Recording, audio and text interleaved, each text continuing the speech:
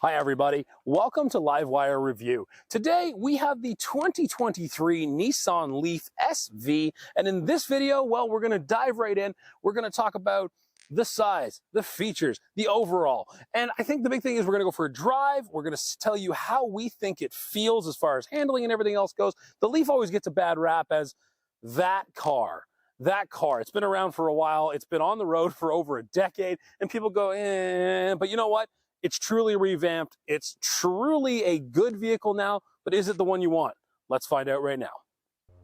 So let's start this video with a little bit of a walk around. Like I mentioned, this is the SV model of the Nissan Leaf. So up front here, under this nose cover here, that's where you're actually gonna have your charging stations. And unlike a lot of other EVs on the market, you don't get a frunk here. You don't get any storage up front. If you pop this open, you'll actually see, and you can see it here, you'll actually see it's just all your different electrical components, your heat pump system, as well as just everything else you need under the hood. You don't get that storage. Oh well. Not everything can be perfect with these vehicles.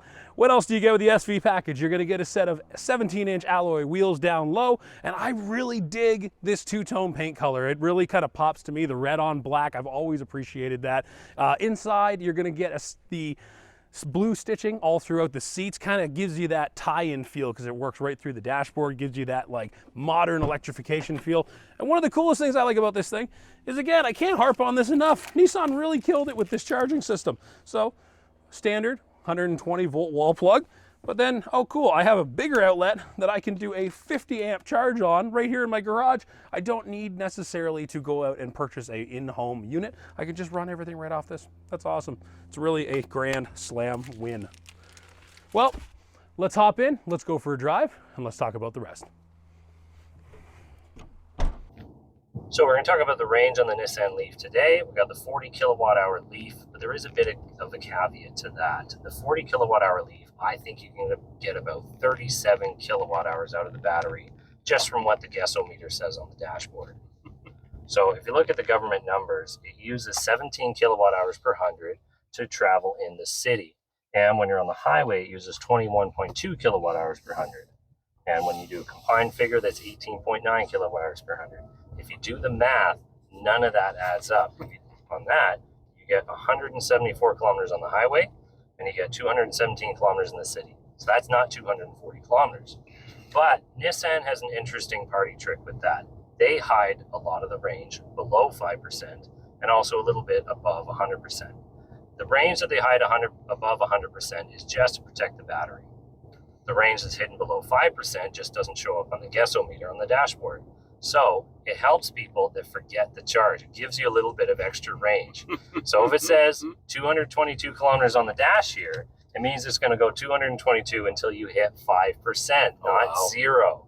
So that's kind of interesting. I love that about Nissan. It really saves people. It's like having the little gas light come on as your tank gets low. The one that my wife still likes to ignore and run out all the time. I do love that you call it a guessometer though.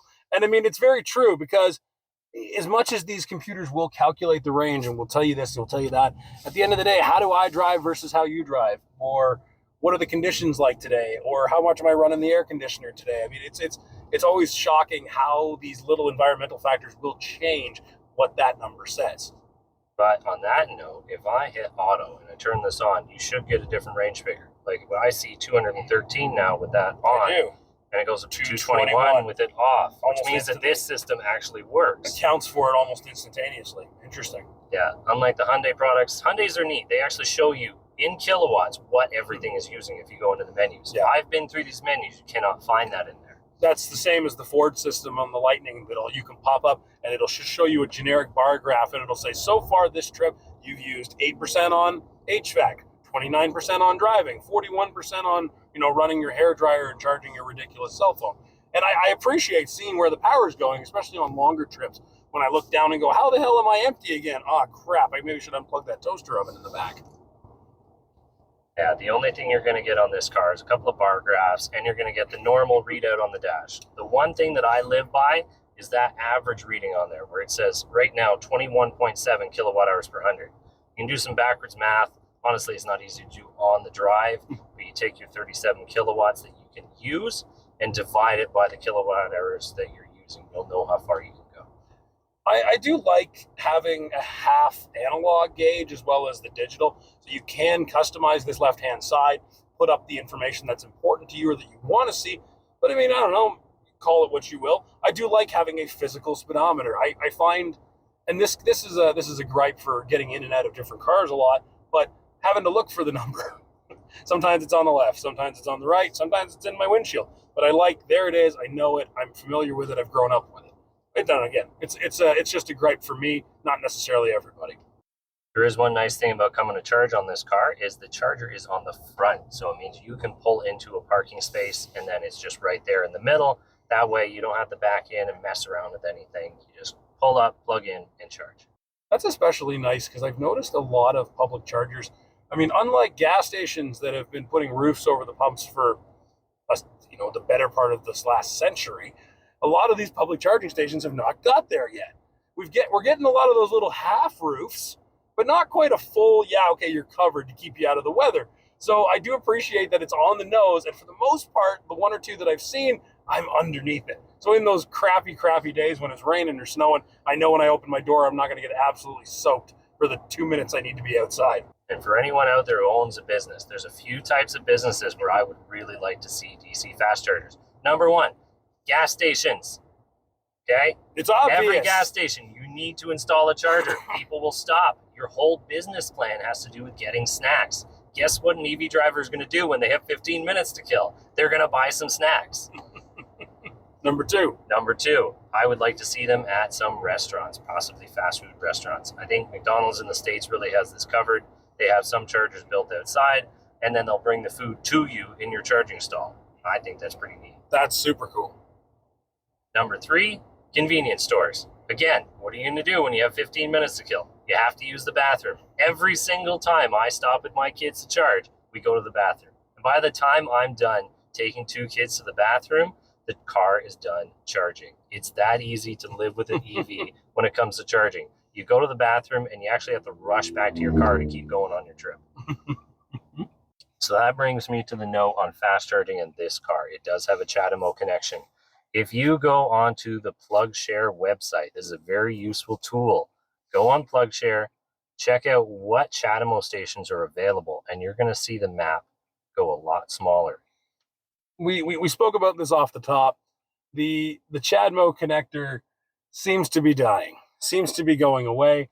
It in its inception, the technology was smart. It seemed like a great idea, but much the same way that, world governments are forcing Apple to use USB-C like everyone else, there is going to come a point where just having a universal setup is going to be the way to go. And seeing as not the majority, but a lot of the other brands have already gone with the CCS setup, it just seems to be the obvious route. So it's still here, it still exists, but like you mentioned, you were certainly pigeonholing yourself if you're getting yourself into the CHAdeMO setup. If you're the person that's doing 95% of your charging at home and you've got that one yearly trip to grandma's, I'm sure you can figure it out along the way. But if you want to go places and do stuff, make your life a little bit easier, maybe it's not the connection for you. Yeah, this car would actually be excellent for a student in university because they'd be able to get around all they need to. You can charge it up on usually a campus supplied charger. Another person who could use a car like this, especially the 40 kilowatt hour Leaf, would be somebody who lives in the city. It's going to make it around the city just fine. Like I said, the city mileage is 217 kilometers. I've seen much lower consumption numbers on this car when I was driving it around.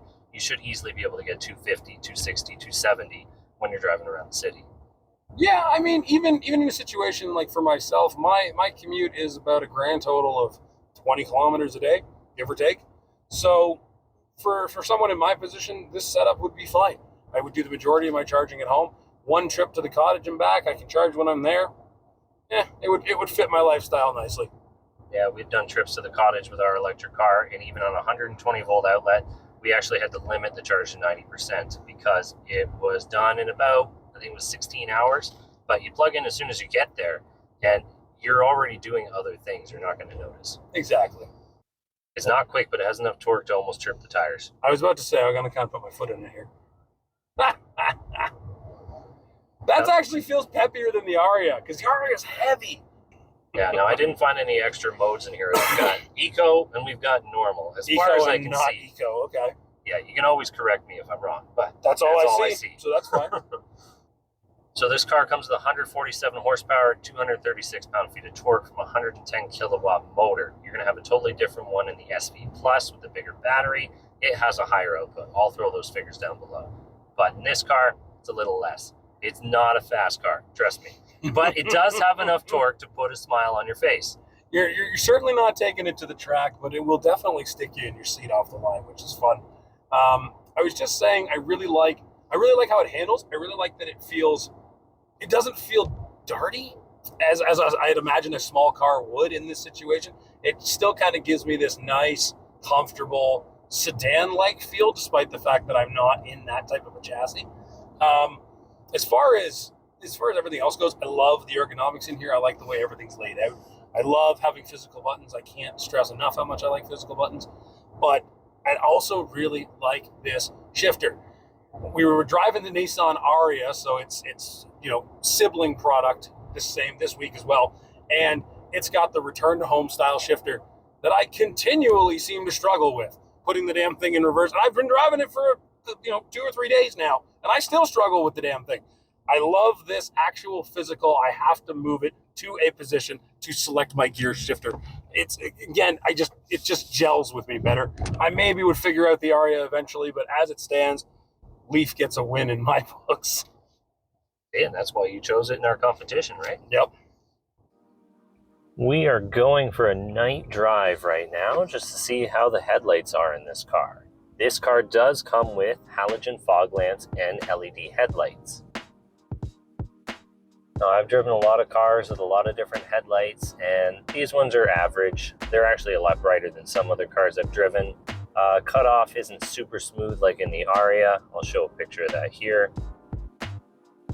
But it does work very well. I can see both ditches quite well. I have the fog lights on right now, so let's switch those off and just show you what they look like. And let's switch to the high beams now.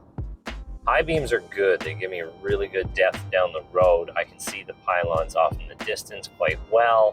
They go up high in the trees. Switching back down with the fog lights. Fog lights are nothing to write home about, but they're there, they work. Now, I didn't find any option for automatic high beams in this car. It's just your normal, regular switch forwards to turn them on. There's also no dipped beams in here, so they're fairly average. It's also an auto-dimming rear view mirror, which we mentioned earlier, and it does work very well, as expected, because it is just like a normal car. And that's how it looks at night. Let's just continue on with the rest of the review. So one thing that surprises me with this car is when you go to charge it, there is no setting that I have found in any menu that allows you to limit the charge percent of a battery. Now, anybody who knows electric cars knows that if you put a lower charge limit, you're going to make the battery last longer. Now, Nissan has left a lot of buffers, and they tell us there's no problem with charging to 100% every day, but there's a big difference between getting 1,500 charge cycles out of a battery and upwards of 6,000 to 8,000 if you know how to take care of a battery. So the omission of that, it really does bother me. This car, you will need a smart charger in order to limit the charge that goes in the car for everyday driving. So I want to see Nissan do better on that with their next EV. It seems like a really simple modification, and I mean, why take away that choice, I guess, is the issue for me. Why not give people the option to charge their car how they choose to? Exactly. A lot of flexibility in the Hyundai products. You can set your charge limit. You can see how much power everything is using. All these things should be in an EV. Whether you use them or not, they need to be there. Yep. I mean, I can choose to put $10 worth of gas in my car versus filling it. Yeah. So what's the difference? But in this case, you get a longer lasting car because of it. So there is another point that's going to affect the range in this car I wanted to talk about, the drag coefficient. That's a very boring subject, so let's see if I can make this interesting. This car has a drag coefficient of 0.28. Okay. Now, as a number, that doesn't mean anything, but 0.28 in an electric car is not very good. A Tesla Model 3 is 0.24, 0.23 if you have the covers on. And the Hyundai Ioniq is also a 0.24. The newest ioniq 6 that just came out is a 0.21. I know, doesn't sound impressive, still a boring subject, but at 0.21 drag coefficient, the ioniq 6 is pushing almost 600 kilometers of range. 600. This car can do 240. But guess what happens when you go on the highway? That drag coefficient is so bad that if you go into a headwind, you're going to cut your range off by probably up to 30%. So I mean, visually speaking, it's the difference between, you know, trying to push plywood through peanut butter versus, you know, something that is streamlined in teardrop trying to split the air. It's the same thing I noticed on the Ariya. The Ariya has a drag coefficient of 0.297 and the Ioniq 5 has a 0.29 drag coefficient. So neither one is very good when it comes to the air. Yeah, we're going to try something interesting. I don't know if it'll work. We're at one of the worst chargers you could pull up to, but we're going to see if we can get it to work. I'm already not excited. That screen looks like it's not on. Yeah. Let's go find out. No, I've never used one of these chargers because they don't work. Avoid these things at all costs, but let's see if we can figure it out. So we're here at a Scotia Bank in beautiful Penetanguishene, Ontario, to use what could be possibly one of the worst chargers out there on the market. So to start off, we're really pretty straightforward. Select my CHAdeMO connection. Gonna go ahead and pull that guy out. Now we've already previously popped this, and we did also say, why do I have to go inside the car to open this? Why can't I pop it like a regular gas can? So, in, locked, okay. And then I've got a start button. It is a flat fee of $16.95. Why? Why would you do that? And there are no other options. So pay us exactly what we want. Screw you, this is what it is. I don't care if you're here for 10 minutes or not. All right, well, that's what it says. It just says per session. It doesn't specify time. Anyway, it seems like it would work. This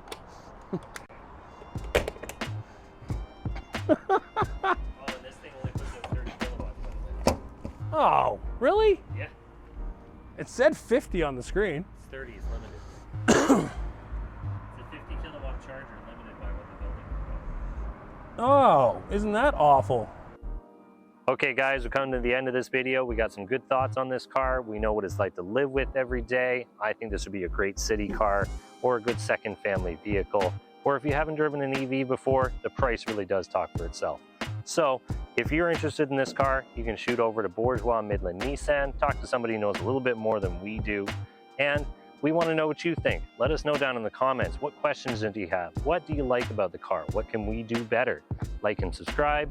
And thank you very much for watching.